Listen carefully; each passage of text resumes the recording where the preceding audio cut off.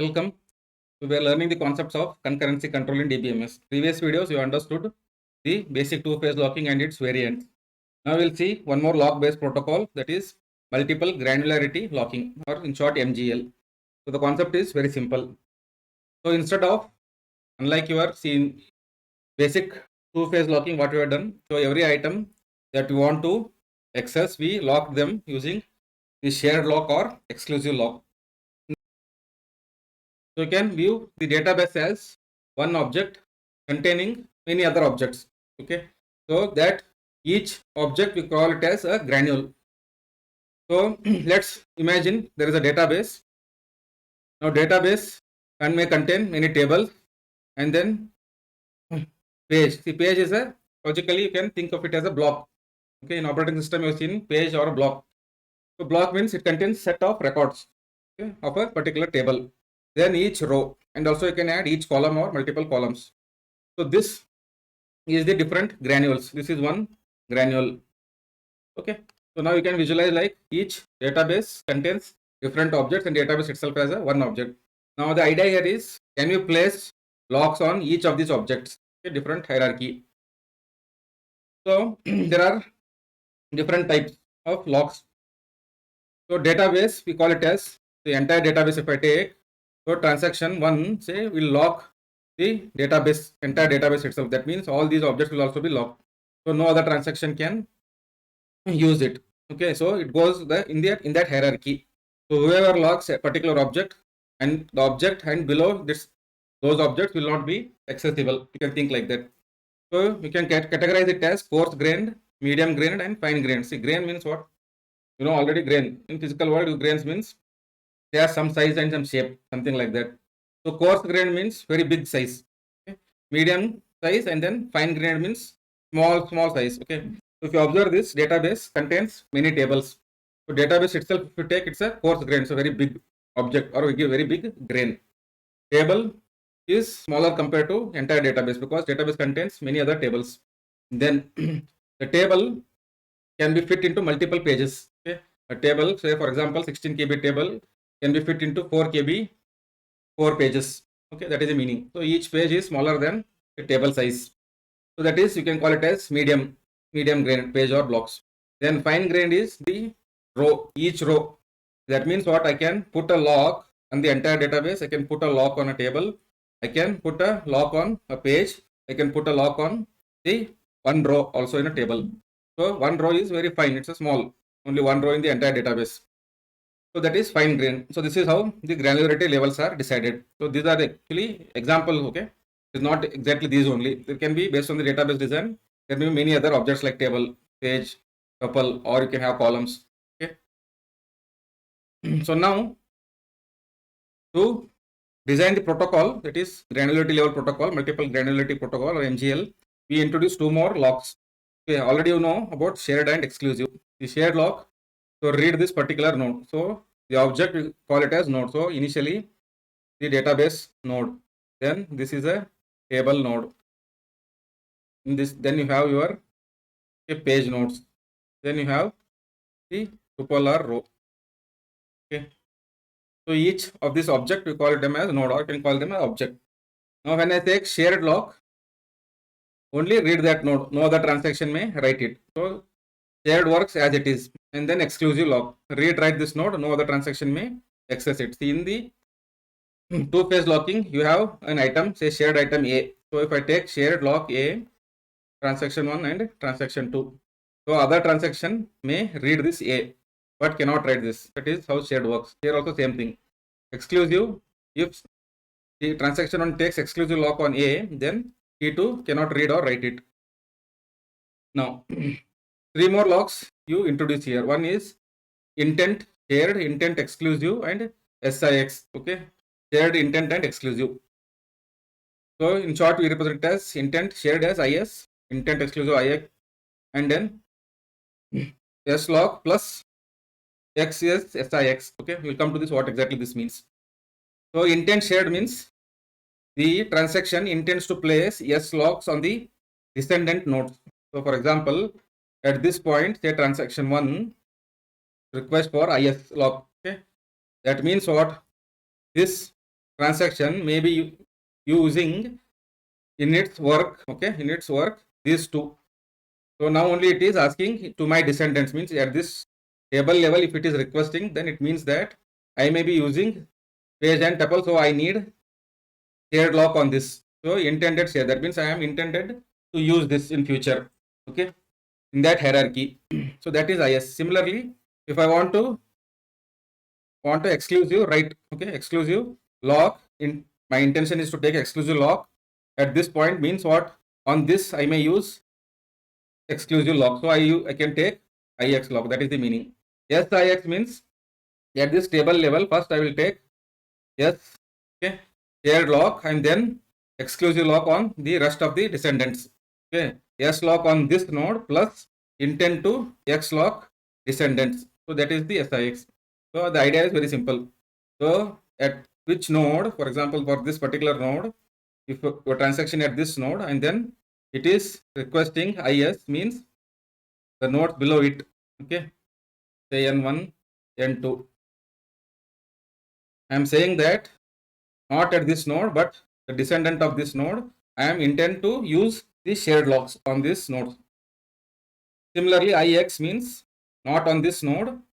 Below this node, I am maybe using the, I am intend to use the X locks, okay, exclusive locks. That is the meaning. SIX means on this particular node where I am requesting, I will asking for a shared lock, and then for the descendants, I am taking the exclusive lock, intended exclusive. So that is SIX. Okay. Now, so now we'll see the MGL lock compatibility matrix. Okay, which combinations are allowed and which combinations are not allowed, or they not compatible, means the new request should wait till the locks are released. So the idea is what? So you have the node at top level DB, then below that you may have table, then a page, then say at a row level or tuple level. So the locks may be requested at any level. So if I request a lock at this level, then it becomes the rest of them becomes a descendant. Table, page, row becomes a descendant of DB. So now we'll see the compatibility. So there are intent, share, intent, exclusive, shared, exclusive, and shared, intent, exclusive. So 5 locks are there. So if you observe in the 2-phase also, these two are the standard, shared lock and exclusive locks. So they are strong, means what? Yes, SIX and X are locking at what? The parent level. So if I start, for example, at the table level, if I request these locks at table level, okay, in this example, so they lock this also, and then it descendants also. For example, SIX, it takes S lock on table and IX locks on these two descendants, page and row, right? So if I take only S lock, I will be taking on this table where I am requesting. Similarly, only X lock on the table only. That means they are strong. Why strong means you are locking the parent itself. If I lock the parent, this is the parent for this, right? That means what? I cannot access the descendants because the table itself is locked. So below that, it is not allowed. No other transaction co use the descendants unless this is released. So S and X, wherever you see, compatibility is not there. Why? Because they are the parent. Below that, you cannot use. For example, say this row X, wherever I use exclusive lock, they are not compatible because directly it is held on the parent. So descendants cannot use it. Similarly here, exclusive lock in this column is not compatible with any of them. Then you have here X, SIX holds say for this lock, shared lock, and then IX for this. Okay. So when I take intended share, that is one thing is allowed because I am going to only read it. Okay, that's why it is allowed. Rest are write, okay, shared. So that means what? You are taking the entire parent control. So this again, wherever you see S and X directly, it's not compatible at all because I am locking the parent node itself. Then here S with IX, again it's not possible because I am locking the parent. SIX with IX, this is also not possible because I am using S on parent. So they are strong. So SIX, this is also not possible here because yes, I am using on the parent itself, shared lock. So I cannot perform write. Okay. Now here IX, and yes, again yes is there. It's locking on the parent. This is also not allowed. So this is how you can understand it. You need not mug up it. So wherever you see yes and x, so they are not compatible at all.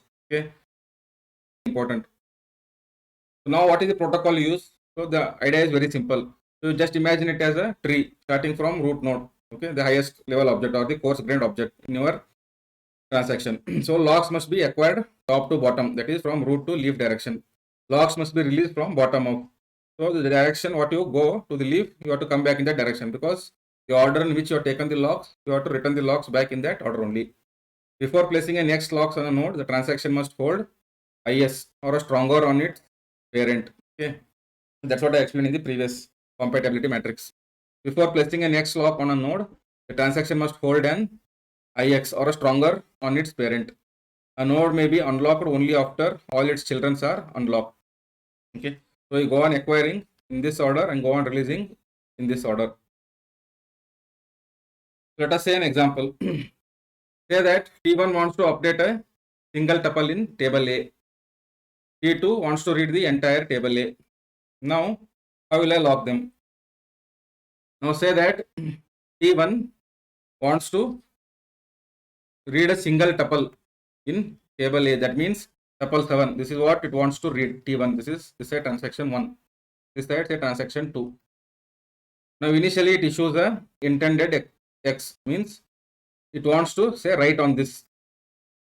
Then it at table level A, because this tuple is stored in this page 3, and this page 3 is part of table A where the data is stored, and this table A is part of database. That is how the hierarchy is. Then it at this database level it requests for intended exclusive lock. That means it wants to write on this page or on this tuple. Okay. Then it acquires table A for intended write, okay, because it is writing the table A contents only. Again, it is intended to use page 3 of the table A. So table may contain say many pages data. Okay, that means page contains many records, and then many pages form one table data. Okay, that is how you can visualize. So it is taking again intended exclusive lock. Then finally, before writing the value to the table tuple 7 or row 7, I am taking the exclusive lock. Now say that transaction T2 comes and requests for intended share. Intended share means it wants to read the database. So this is the compatibility matrix. Here, what is it we want? IX and IS. IX and IS. So this is allowed, right? So I have taken intended lock, okay, and then it is compatible. So I will take the shared lock on this. Now that is for using shared lock on its descendant, that is database descendants. Now say that it wants to request yes IX, that means on table A. Okay, so that's what they're saying. This T2 wants to read the entire table A. So it takes yes lock database with IS and lock table A with yes. So now it wants to take shared lock on this. So already it is holding IX. So someone holding IX, I cannot share. You cannot read it, because what is problem here? If I read it, T2 if it reads it, see this person is updating it. So we don't know. Only after the update is done, that means it releases the locks unlock. Then only I have to read the table. That means after updation is complete. Otherwise, what will happen? Before the update, if I read it, then there will be the loss of information or wrong information will be retrieved. So that's why this lock will not be allowed. So yes and IX, you check the compatibility. Yes with IX is not compatible. So that will not be allowed. That means what? This transaction has to wait. T2 has to wait until this completes and then unlocks the locks. Okay, lock unlocking will be taking place from child to parent. Once it releases lock on table A, then I can take the share lock on it. T2 can take the share lock on it. So this is how your multiple granularity level locking works. So what is the benefit here? If you are using items for locks for every item, there will be too many locks overhead. You have to maintain so many locks. Okay. The DBMS manager, transaction manager has to maintain locks, or concurrency control manager has to maintain the locks. That is a overhead. So T2 does not need to inspect millions of tuples locks to detect a conflict. At this point, for example, here, it need not check, okay, which row. For example, there are 10 power 6 rows. If this granularity was not there, then this only granularity was say per row lock was available, that is per item. Then what should happen? So I am using say row number 7, only row 7 is being used by T1. Then T2 has to check which row is that. Okay, so that is will take more time. So that is avoided here. The IX lock on the table already signals that some descendant is being written. Conflict is visible immediately at the table level. So whenever I see here IX, so I was denied right here. So T2 was denied a shared lock. At this point only it understood. It didn't go beyond it and started waiting here. So that is how it saves the time. So without MGL, what would you have done? Can all tuple locks, millions of checks will take place. With the MGL, you only check the table lock. So someone is using IX intended X. So someone is trying to write it. So I will not do and I will wait. Okay. What are the limitations of this? So deadlocks are still possible. So two users, if upgrading the locks, example IS to X at once. So that means deadlock may occur. Okay. So T1, T2, both are say taking the locks on different nodes. Okay, it takes some lock on say table A. Then it takes lock on say table B. They are given because they are different tables. Now, now it upgrades to say wants to write table B. This wants to say write table A. So there is a deadlock. Deadlock is possible. Escalation. The converting many small locks to one big table lock. For example, say that escalation means here there are lakhs of records, right? So if I want to take the lock on lakhs of records, okay, tuple level. So what will the concurrency control manager will say? You take the lock on table only. So entire lock is taken on table only. So now the table A has been locked. So others has to wait unnecessarily. So that is the problem. That is called as escalation. Suddenly blocks all our level. Okay, page 5. Now page 5 it contains some rows. Okay. So row 1 to say row 100. Now transaction wants to read only say row 10 to row 20. Now transaction 2 wants to read row 90 to 100. Now what happens? If this fellow is using only 10 to 20 rows, but all 100 rows he has locked. So this fellow cannot use it unless he releases it. So unrelated rows stored on the same physical phase. So other than this 10 to 20 are the relevant to T1, but rest of the rows are, that is 21 to 100 doesn't use it, but still he has locked it in that particular page because the page contains those rows and he has locked the page. T1 has locked the page. Now T2 cannot use it. So that is unnecessary waiting for unrelated data. Okay. Thank you for watching. Please like, subscribe.